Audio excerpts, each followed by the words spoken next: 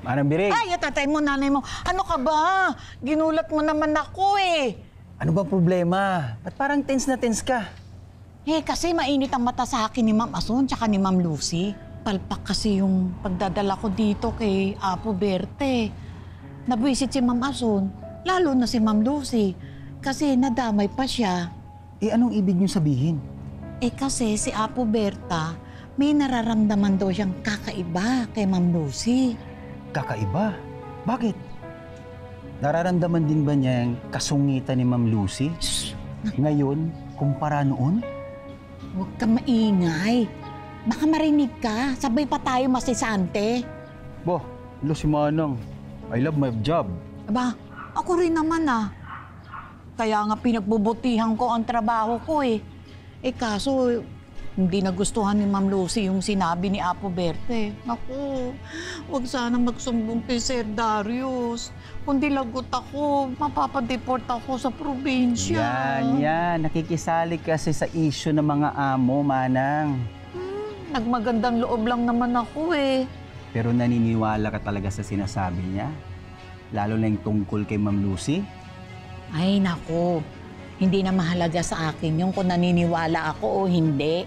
Bahala sila sa buhay nila. Hindi na ako makikialam. Tama po yan, Manang. Kung gusto natin ng trabaho, shut up na lang tayo. Kanya dyan.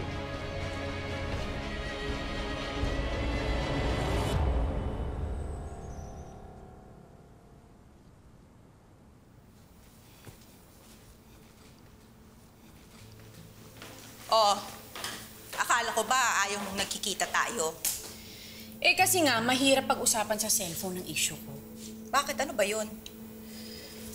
Tungkol pa rin dun sa spirit guide na yun. Iba daw ang nararamdaman niya sa akin.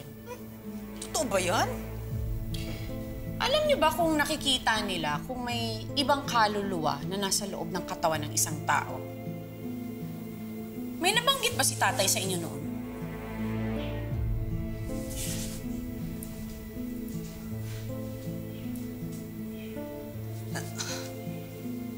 Wala akong maalala eh. Hindi ko maalala. Pero alam mo, kung nagawa mong makipagpalit ng kaluluwa kay Lucy, posibleng pwedeng mangyari ang sinasabi mo. Sinabihan ko na si Mamita na wag nang maghihipag-usap dun sa spirit guide na yun.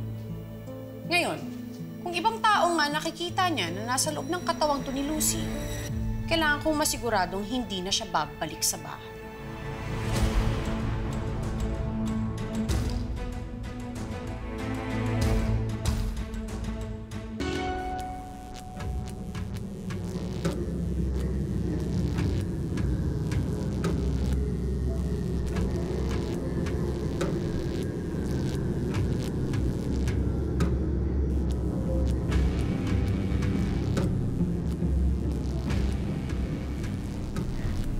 Ano kayang espiritu ang bumabalot sa katawan ng babaeng yun?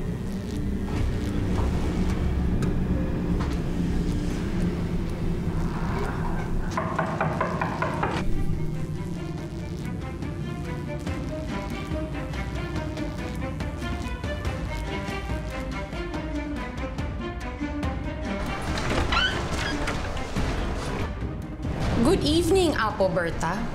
Ako ang bago mong kliyente.